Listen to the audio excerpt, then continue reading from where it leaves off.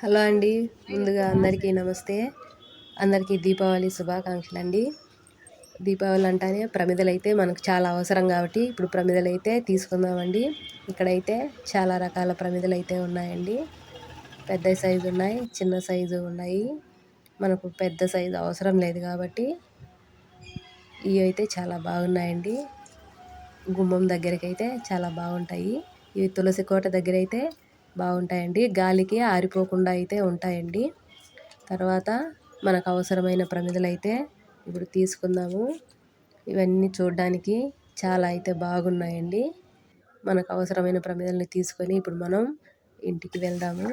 తర్వాత టబ్బులో నీళ్ళు తీసుకొని ఇప్పుడు మనం తెచ్చుకున్న ప్రమిదలన్నిటినీ ఈ నీళ్ళల్లో అయితే ముందుగా వేసి 1 గంట 2 గంటలను బాగా నాననివ్వాలండి.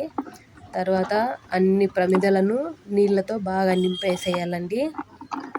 ఈ విధంగా నింపేసామంటే ఆయిల్ అనేది ఎక్కువ ఖర్చు కాకుండా ఉంటుంది.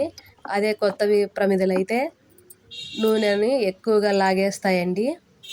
తొందరగా ఎలిగి ఆరిపోతాయి. ఈ విధంగా చేయడం వల్ల దీపాలు అనేటివి చాలా ఎక్కువసేపు వెలుగుతూ ఉంటాయి. తర్వాత ఇవి తీసుకుని తడి లేకుండా బాగా శుభ్రం చేసుకోవాలండి. ఈ విధంగా శుభ్రం చేసుకున్న తర్వాత వీటికైతే మనం పసుపు బొట్లు అయితే పెట్టుకుందాము.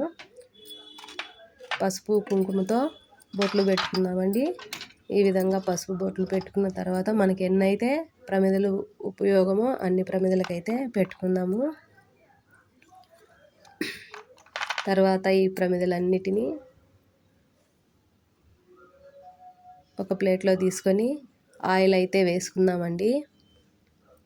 ముందుగా ఆయిల్ అయితే వేసుకున్న తర్వాత నేనైతే 2 ఒత్తులు పెట్టుకుంటున్నానండి.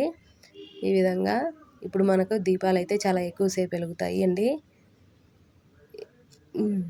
ఈ వీడియో మీకు నచ్చినట్లయితే ఒక లైక్ చేయండి, మన ఛానల్ని సబ్స్క్రైబ్ చేయండి. అంతే అండి. అందరికీ దీపావళి శుభాకాంక్షలు. ఈ విధంగా అయితే చేసిన తర్వాత మనం దీపాలు వెలిగించాము. చూడండి ఎంత బాగున్నాయో.